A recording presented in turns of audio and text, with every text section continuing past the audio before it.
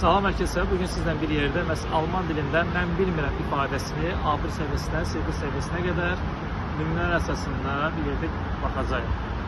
İlk nümunəmiz Ich weiß nicht. Ich weiß es leider nicht.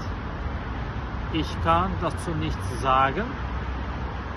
Ich bin mir dessen nicht bewusst.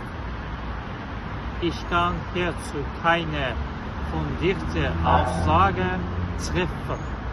Bu və buna bənzər videoların gəlməsi istəyirsinizsə, kanala dəstək olmaq istədiklə video bəyənməyi, videoları dostlarınızla bölüşməyi, videonun şərh bölməsində öz fikirlərinizi, təbii ki, etik qaydalar çərçivəsində müsbət və mənfi fikirlərinizi bildirməyi unutmayın.